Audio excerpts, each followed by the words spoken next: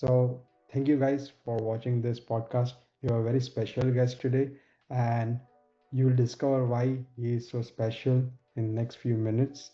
But before we get into any of that, so I have been talking to Sam for the last couple of days, and instantly we hit the ball. We are thinking in almost the same way, even though our industries are different. Me and my team are building a software while he is building something more impactful, which is like a business for a cleaning business. But what is different is he's starting a business in 2025, and with all the power of AI and new thoughts, new thinking. So I think he has some great insights, which I just thought it would be great for him to share. So before we get into any of that, Sam, why did you choose to start a cleaning business in 2025? Yeah, well, thanks for having me, Jill. I've been looking forward to this. So, yeah, I guess a little bit of background.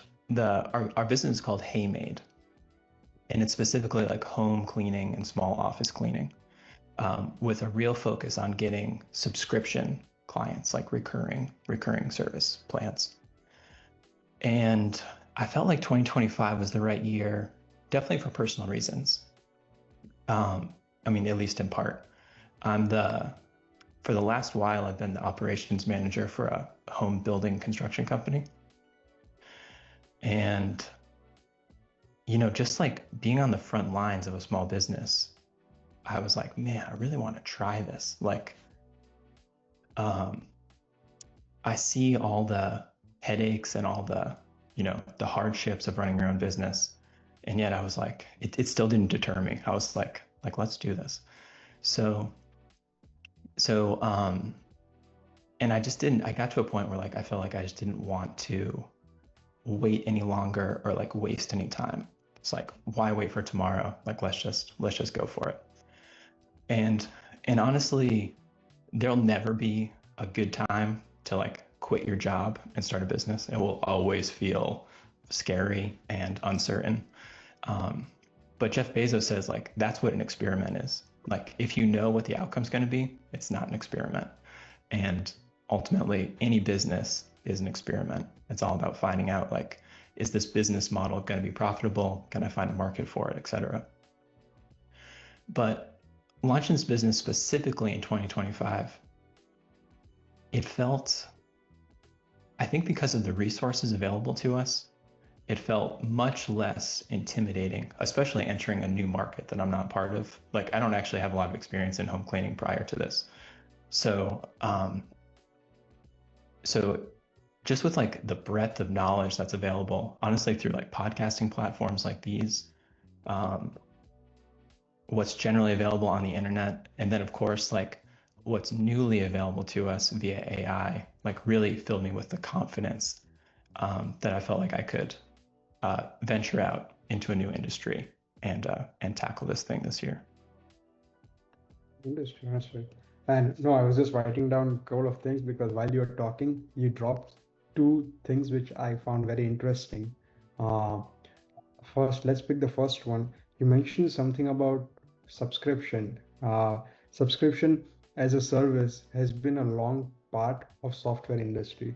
Since HubSpot started, HubSpot was the first company, I think, to majorly a first SaaS big company who rightly made subscription business, and it allowed others to do that too. And I was talking to this one of our other customers as well, and they were in a different industry, but they were exploring this kind of new model as well, where they would ideally clean people's lawn, but just like a subscription. You pay a monthly subscription, you expect like two times, three times based on the subscription amount, and they come and do it for you. So walk us through how is this industry shaping one-off tasks compared to subscription-based business as it was happening in the software. Yeah, so I didn't realize that HubSpot was like one of the first to kind of do the SaaS model. That's really interesting because now you see it. I mean, now the term SaaS is obviously like widely known. Um, so yeah, so I know I was drawn to it really for like the confidence, I would say, and sort of like the predictability of recurring revenue that comes in through any sort of subscription model. you talk about, there's like, generally there's two types of businesses. One is transactional, where like everything is like someone walks into a store and buys something, coffee or whatever, a transaction takes place. It's a one-time thing, which means that every sale, you have to be like actively winning that sale. It might just mean that like, um, your coffee shop is open and people are coming to you, but it's not promised to you. And it's a little bit harder to project, unlike more of a subscription model, which would be like sort of the second type of like there's all different ways to categorize businesses, but that would be one other type of revenue model, be the subscription base. Um, and it really just makes good sense when you're choosing like what business venture you want to set out on. If you can choose a subscription model, it really increases the predictability and your ability to like project what your revenue is going to be. And it also means that you spend less time in sales because you're not always trying to close new deals. Like you have these recurring customers with whom you can have rapport and like a real meaningful relationship with. Understood. Understood. And just to add to that, I think it's also as people are becoming more aware. I don't know, just like just 10 minutes ago, before we started talking, OpenAI released their GPT-5 flagship model. Okay. Yeah, so they just released it few minutes back, and Whoa. uh, they got a cancer patient who was diagnosed with multiple cancers, and she was sharing her experience that how she used this AI to make decision on radiation and all those kind of things. Now, where I find that interesting is end consumer, for your customers, are going to be more aware of average pricing in your area, things like that, for example, and they are going to be more cautious and price aware that hey, this guy is charging more or this guy is charging less. So just to add to your point, I think subscription makes it a bit easier as well. Like, you know what, it was software as a service, SaaS, and now it's going to be service as a subscription. So it's still a SaaS, but it's like a service as Oh a service. yeah. Man, did you just coin that? I think you might I, have. I just wrote it down while you were talking. So Yeah. Subscription as a service. Yeah, 100%.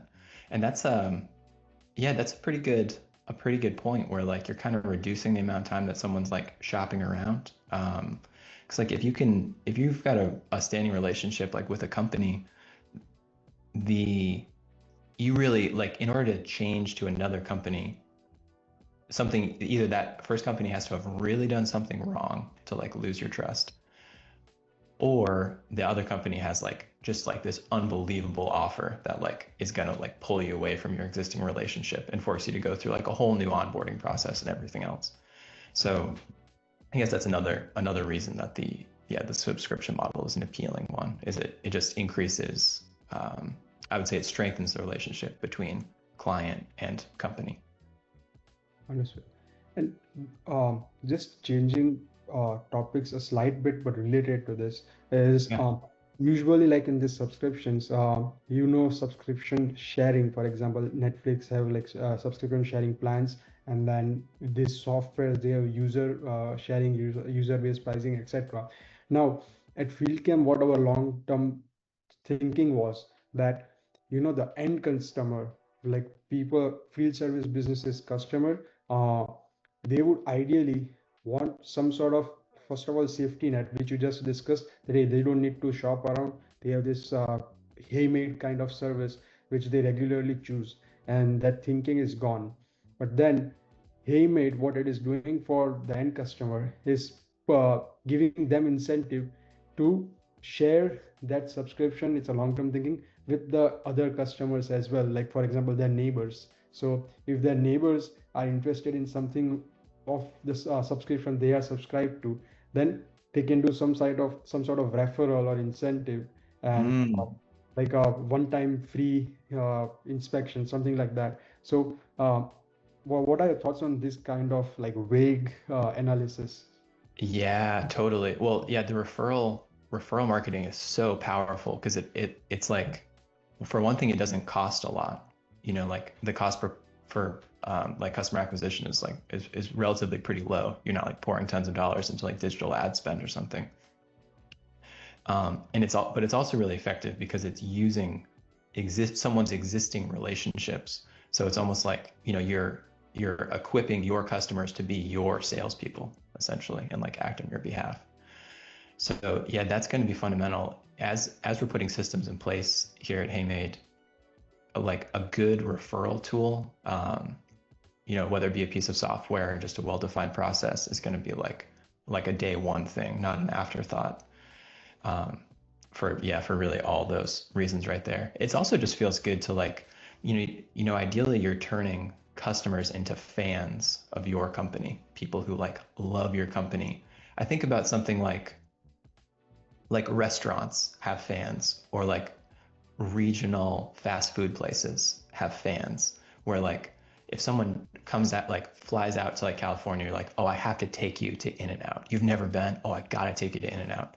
Or like in some parts of the US where like there's no Chick-fil-A presence. You'd be like, oh man, you've never had Chick-fil-A. I gotta take you to Chick-fil-A. Like those people are fans. And the referral, essentially that's a referral, it's just a little bit different because it's a different industry. But that's the goal, is to turn people into fans. The referral system facilitates that. And it also allows you to kind of reward your biggest fans. If it's like, if you refer a home cleaning to your neighbor or your family member, you get a home cleaning free, or you get $100 and they get $100, however you want to do it. Understood. Understood. No, definitely, that's something great. And talking about setting up this foundations of your business, what are this for someone who is starting out in this industry? Based on your experience, what are some legalities they need to be aware of? Like, of course, registration, licensing, any sorts of those things. Yeah, great question. So specifically, I mean, every industry is going to be a little bit different, and I definitely can't speak to them all, but specifically for cleaning, the barrier to entry is relatively low, which is why you see a lot of folks, like a lot of like industrious people who maybe have a little bit of extra time on their hands, or just have like a real desire to make a little bit more money, will like clean houses as a side hustle just by like posting in a local Facebook group.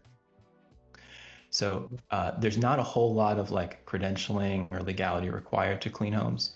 Of course, HeyMaid is taking a little bit more of a formal, I would say, approach, where of course, like we are a licensed LLC. We carry like full general liability insurance, branded vehicles, branded like uniforms for the employees, background checks. So those things are not like technically legally required, but it's really about making it easy for our customers to trust us, and all those things kind of like, speed up that process. We're like, okay, this is not just like one person who's coming to my home. Maybe they're going to like bring their daughter with them, or maybe they're going to bring like a brother, and they're going to clean my house for a while and then leave. And there's a little bit more peace of mind with more of a, with an LLC or a more formally organized business that has, invested money in branding and insurance and everything else like that.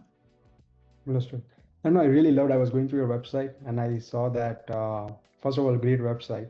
And then you are clearly marketing about the branded vehicles, clothing, etc. It's not a requirement, but what was the thinking behind it? How come up with that? And then why that? Yeah, that's a really good question. Because honestly, you'd be surprised how many people have tried to talk me out of it, actually. They're like, buying vehicles, that's expensive. Like uniforms, like that's an unnecessary expense, especially for a young business. And they're totally right, because it's in no way like an essential cost, to start for the revenue generation. But what I'm really interested in is like, I'm not trying to just like make a living here. I'm really trying to build like a business, like a company that exists beyond me and is like this unified whole. And so the branding factors into that to like create this entity separate from me. And it also creates a feeling of like team cohesion, because there's plenty of successful cleaning companies that work mostly on a like subcontract basis. They have all like 1099 employees, and they essentially hire other people. Like they, as the cleaning company, are really sort of just like the middleman that's coordinating clients and cleaners. And I'm glad that works for some folks. For me, I'm interested in building a place with W-2 employees that specifically are part of like one unified team, um, and have the opportunity to like advance and move up within the structure of this company. And uh, and so sort of that vision goes hand in hand with the uniforms and the vehicles. It's like all this one cohesive thing. Understood. Understood. Yeah, I think it's just like building a supply chain. For example, if you have, for example, if someone asks you like, what is your moat for a business, and then Amazon's moat was not delivering e-commerce merchandise. Any company could have done that. If I wanted to start it from my home, I could have just started sending people stuff out.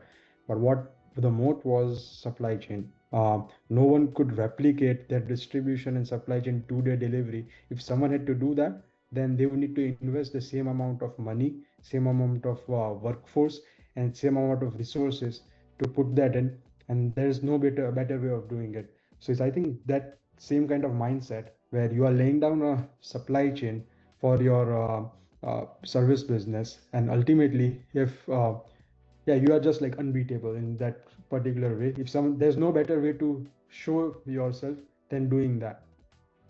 Yeah, Amazon is it's a pretty good insight that you bring that up, Jill, because Amazon, I don't remember what the exact number is, but like they took a loss on the business for like a decade or more, I'm pretty sure. Like um which seems crazy now because now it's like, I mean, like this like global empire. It seems like there's like the thought of Amazon not succeeding is like unthinkable.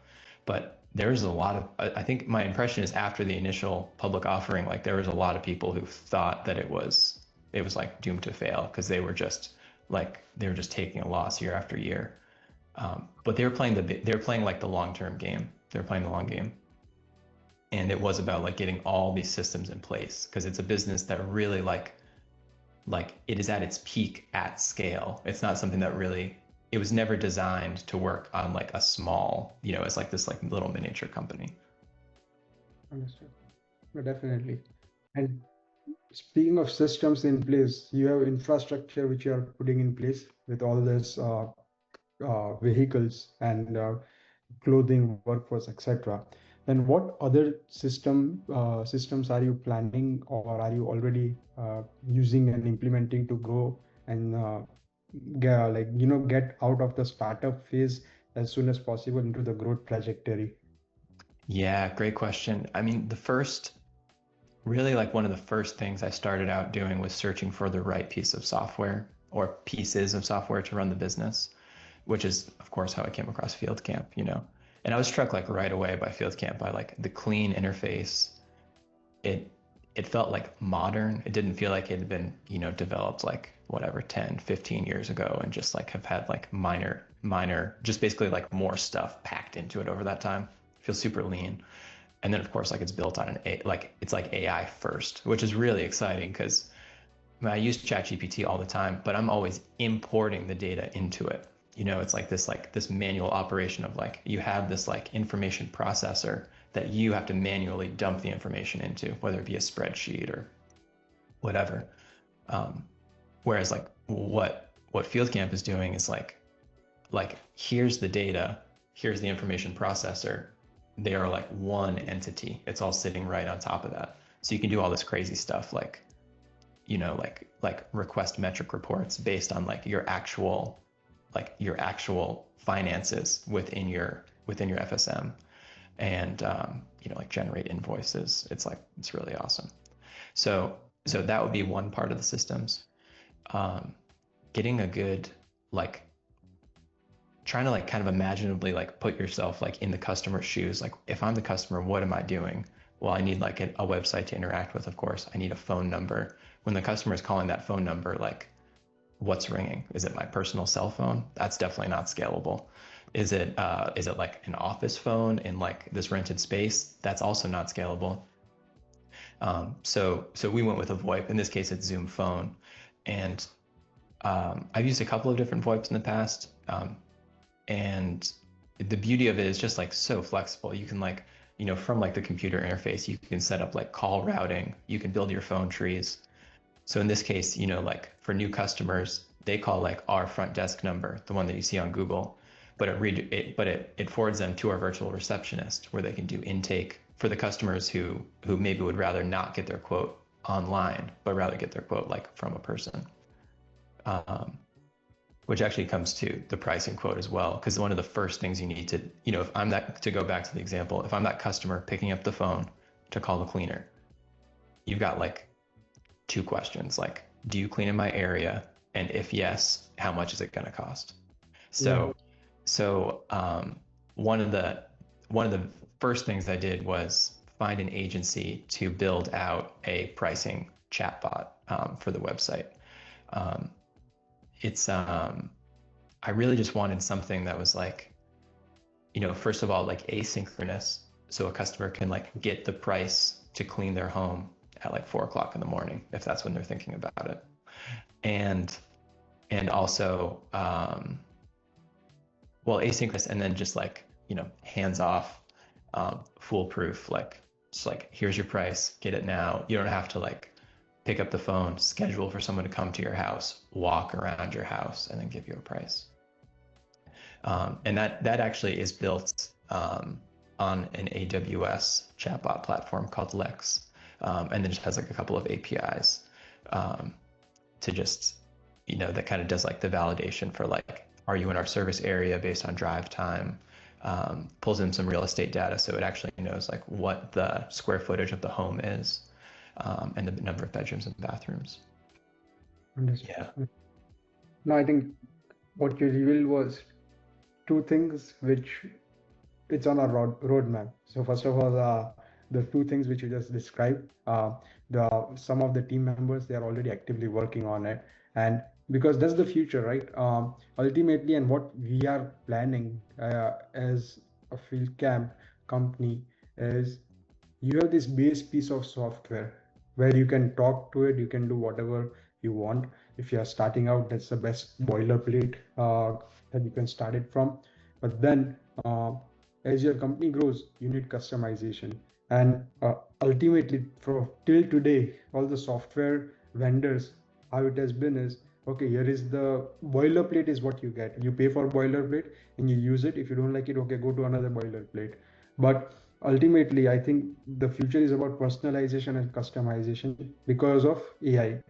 It has made development faster. Software will become a commodity. So what will happen is the personalization, which will be more important. So how we are also thinking is, okay, you have this boilerplate, but then when you grow and you want this kind of customization, for example, that while you have a basic chatbot, but you want your chatbot to do the specific actions and ask for specific things, then I think there is a service side to it as well, like not just a subscription as a software as a subscription, but as a service as a subscription kind of thing to the software part of it as well. So you are getting into choosing a vendor for a software who is not only willing to give you a best piece of software which is present out there, the most modern one, but also willing to work with you to do the things that your business needs. That's what our thinking is.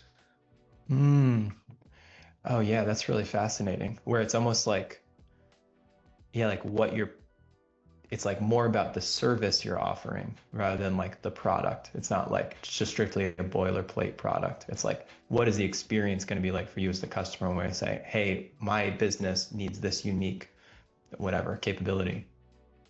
And then as the developers, you can serve them and make that like specific bespoke thing happen. Exactly.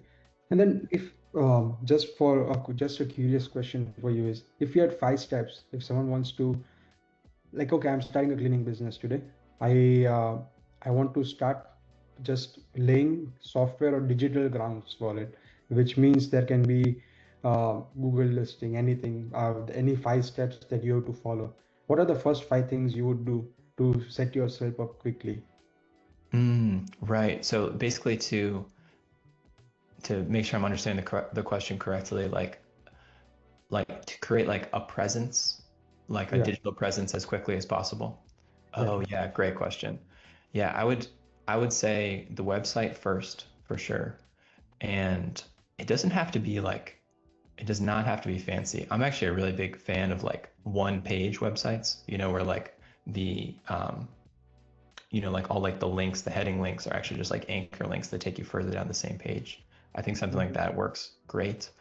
And the difference between no website and a website is like huge to just like increase your professionalism. I would definitely say Google Business for sure. Um, if it's possible to have a phone number of some kind listed on your Google Business, it's, when you're hunting around online, you're like you have a need, you're hunting around online, maybe looking your local service area, you find a business on Google, but like there's no phone number listed or like there's no website. You start to wonder like, is this even a local company? Like, is this like can I trust these people? Is this a scam? And there's like, it sounds old fashioned, but there's actually a great peace of mind just like seeing a local phone number there that you can pick up and like hear a human being's voice, or even their voicemail. Just know there's like a living, breathing person on the other side of that. Um, this is this is probably not I don't, maybe that would be like the first three. A close one after that is branded email. I think the difference, like when you're communicating with a company and their name is like, sams@gmail.com versus like sam@heymaid.com. For me, that is like, there's a big difference in the perceived professionalism of that organization based on that email alone. Because it's weird. I start to picture, I'm like, all right, so I've got like my emails for your work, like right alongside like your pet food like receipt, and like it's just like really, is this like the right space to be serving your customers from? So that would be I know that's not quite five, but that would be the four I think that I would start with. Understood, understood. And what do you think about because this is something I watched, I have not done it myself, but all these kids, I think kids are the ones who usually make these TikToks where we'll go to someone's house and they'll be like, hey, we'll clean your yard for free. And would you be doing that? Some people say no, but some people do say yes. What do you think of that trend? Oh, interesting. I haven't seen any of these. Is the idea like, because some of these are like, it's like almost like kindness porn or something where it's just like, wow, I did this nice thing for this person who needs it? Or is it more like, let's see how much they pay me at the end if I say I'm not going to collect money up front? Is it one of those? Like, what is the game? Do you know? I think I've seen both of them. One is just like, hey, I was just cleaning this neighbor's house, but I see that the other guy's house is quite messed up, and I think they are having a bad time. Let me just do it for them, offer it for free. That's a good side of it. But then the Nice. other side of it is getting virality and also knowing what's worth. And like people have that curiosity that hey, let's see what this guy would call. Like it's like casino, and it's like betting that hey, let's see how much Oh, this guy would pay yeah. for it. So people love to watch it, and the guy is just like making good content out of it. Right. Yeah, so I could totally see watching just a bunch of those in a row. It seems like the business model there is the content model for sure. Like I bet whatever those guys are making like cleaning houses or not making in a day are probably pales in comparison to like, whatever they're netting based on like their followers or their TikTok like monetization. Definitely, definitely. And so just talking about this is how are you going to get, I don't know if you have it, then sorry, how are you going to scale it? That's the question. But the question is, how are you going to get your first paying customer for this? Mhm. Yeah, great question. So I probably should have started like I probably should have mentioned this a while ago when we were talking about systems, but starting a business in 2025, like ChatGPT has been like such a valuable tool for bouncing ideas off of, especially during like the business development stage, where like you're trying to craft like you're like I think that like these KPIs are going to be really valuable. Like these are the metrics that I'm going to really be like measuring, and just almost having like a conversation with ChatGPT and like this is what I'm thinking. Like based on industry standards, like what am I missing? What would you modify? And then you kind of go back and forth, and eventually come out with something that's like more refined than when you started. Mm. So part of the plan that was developed was right? This marketing, this customer acquisition conversation. And there's really like there's a couple of things. Most of the marketing like dollars right now, I've decided to spend, and this is not prescriptive in any way. This is just the decision that I've made right now. We'll see how it goes. I think everyone should make their own choice on what makes sense for their business. But doing direct mailers to people's homes, and we're also doing Facebook marketing specifically. For this industry, there's a greater percentage. The demographics would say that the people who book home cleanings in general are more likely to be women. And there's more likely, just the demographics on Facebook is that there's more female users than male users on Facebook, which is the reason, like when we did a side-by-side comparison projection between like Google ads versus like Meta spend, it made more sense to go with Facebook and Instagram. So that's one avenue. The direct mailers, with direct mail, you have like so much control over which demographics receive that. You get into those portals and you can choose like based on appraised value of the home, average age of the people who live there, average income, like zip codes. So you can like really narrow down almost to the same degree that you can with like digital marketing, like to exactly like who your target customers are. So there's those two. And then third is just like, there's this old timer around here who was talking about networking. And he's like, networking is called the 3-foot rule. You reach out to everybody 3 feet around you, grab them by the arm, and you just tell them what you're doing. So really trying to put that into practice and not doing it there's definitely a way to do it tastefully. Not like you're trying to like beat everyone over the head with your business idea, but just like, hey, if you weren't aware, we clean homes and small offices, and just leave it at that. And if they're interested, they'll tell you. And if they're not, they don't. And then you leave it at that. But that way they've heard it from a living human being. If you kind of carry yourself well and professionally, then that immediately makes a good, presentation. So yeah, so those are the kind of like the 3 tactics to lead, try to bring people to us for the marketing funnel. And then, but kind of the funnel is constructed right now. We're building a wait list. So like we've got a really generous like initial offer. So anyone who signs up pre-launch will get 30% off their first cleaning. And we're just building that wait list, directing all those people to the website where they fill out a quick web form and get put on the wait list. So then we can just, once we're ready to open the doors and start cleaning homes, we can, just kind of like call those people and get their services booked all at once. Understood. And once you are doing this kind of marketing, but traditionally what I've seen is in this field industry especially, there are few players who are regional players or city players.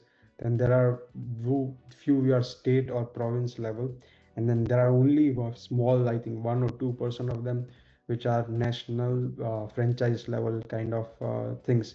But then what I've not seen till today is an international brand. Like for example, Amazon EU, Amazon CA, Amazon USA. It is that kind of thing.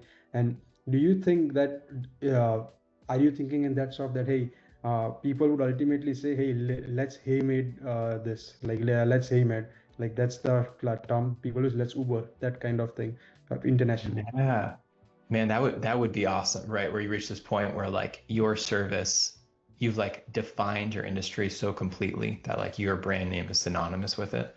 Yeah, totally. That would definitely be like the dream, for like brand dominance. I would definitely consider ourselves, as I'm like setting the goalposts for this business, it will be a success to me far before it reaches that point. But I mean, that would be awesome. I mean, that's kind of like the brass ring. Definitely.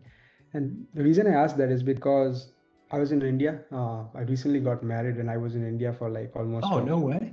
Wow. Congratulations to you guys. Thank you. Thank you.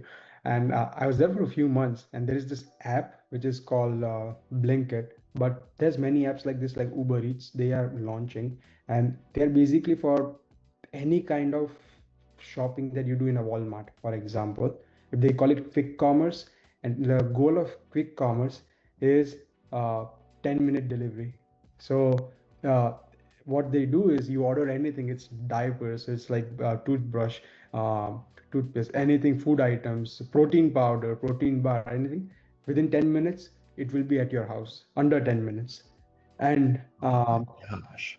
every city in India has this, and how they are doing it is they use something called as dark stores, where in the front of the complexes, like big all the complexes where the restaurants are, you have all this fancy looking places.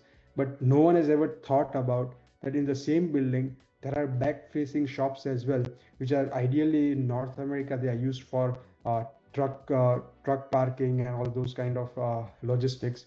But ideally, what they do is they could just convert those into simple dark stores where no consumer is coming. It's just the delivery drivers who are almost like 20 drivers are just waiting there. And as soon as they get an order, the person would just make a bag and give it to the person, and they would go in the scooter and deliver it. So this is Wow. going 24/7. Doesn't matter what time of the day you order, 12 at night, it's gonna come to your house in 20 minutes, 10 minutes. And That's crazy. So when you're ordering, so unlike I guess basically like there's kind of like three parties all looped in simultaneously. There's like the customer who's placing the order, the delivery driver, and then like the shop that actually like carries the goods. Okay, and everyone, so like both the delivery driver and the shop are getting notified simultaneously that like this. yeah, and the Okay. uh, what I'm thinking is the driver doesn't get notified. Driver, so basically they do, but they are just like drivers are usually waiting at the store, like they have quite Oh, a so number they're just like of queued up and just like, whatever. go, and Oh, I see. Okay, okay. So yeah, they like might get their orders like right then and there. Like this is the address I'm going to. They might not even know what's in the bag. They're just like taking it. yeah, exactly. They are just like Wow. it's very people's habit have been changed. Like even if I go to India today, I don't imagine myself going into a store. I'm just going to let's Blinkit. The Blinkit is the name. So let's Oh, Blinkit. okay, okay. You can Blinkit fresh milk every morning, like if you want that. So that's something you can do. But why I raised that point was I would appreciate someone doing this is the all the field service uh, industries.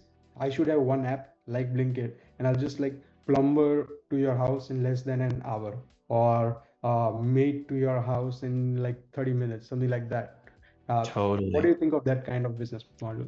I mean that sounds like a dream. The I've actually thought a lot about Uber specifically as I've been developing this because if you think about like the number of like customer input, if you were making like a flow chart, let's say, of like calling like a yellow cab, the number of like customer touch points would be like very high. Whereas you take like Uber instead, and it's like there's like I mean maybe almost like they've almost got it down to like one touch point. Like you basically just like take your phone out, hit order, and then suddenly like I mean you do have to put in like your destination information, but it's like it's reduced so many steps from like even like including like the payment part. Like payment just like happens like magically in the back end, just like through the card on file. So so that would be, I mean, that would be awesome for home services to like, yeah, to just cut down the number of like touch points required by the customer to just like get someone at their house cleaning. Understood. Definitely. And if someone wants to make the app, then almost it's like Airbnb where you have to get the homeowner in the app and then the consumer in the app. It's going to be same thing like that. For example, if Field Camp was to make such an app, then it would just be like we have to first of all recruit the right kind of businesses. If it's like HeyMaid, for in this example, then if HeyMaid wants to be part of like a let's name it Handy to just make it sound cool. But let's say Yeah. Handy is the app. They want to be part of Handy. Then they need to have a preset of qualification. They need the which is like minimum this much revenue, workforce, areas, etc. And then we on the consumer side, it's easy. Once you have the sorted business side, then consumers will just come on, and then ultimately people just come like Uber. You have your address saved, so wherever you are going, the app handy knows your location, and then Mm, okay, what service do you want? I want this service, and okay, in less than 1 hour, someone would be there because and why a third party app cannot do it, it's because they don't have the access to the dispatch calendar, a CRM, online booking, invoicing, etc. oh So yeah. this whoever makes this kind of approach, they need to have an integrated system, and everything needs to be in that board. Right. Yeah, definitely. I mean, there's such value in these. Another tool I've used a ton in launching the business is Upwork, Yeah, just to connect with freelancers. And the difference between like, I mean, pre-Upwork, you have to like go on Google or something and like try to like Google like so and so freelancer. Whereas now there's like this marketplace, you're connecting, you could like connect with them. And then to your point about the payment, all the payment takes place within this process, within the platform itself. So you're not having to like, they're not generating invoices in QuickBooks, sending it to you, and you're like plugging in your card information. It's just like pay them, you're done. exactly. No, I think yeah, that's going to be the future. That's something everyone is excited about. But any last thoughts on if any of our consumers which are watching, if there's someone is starting out a business, especially cleaning business in 2025, 2026, uh, what is some priceless insight that you can give? And then we can do a quick 5 question round after that. Fun. Okay. Yeah, priceless advice. I would say that there are there are a lot of people who have been doing this longer than you and have learned a lot during the like along the way.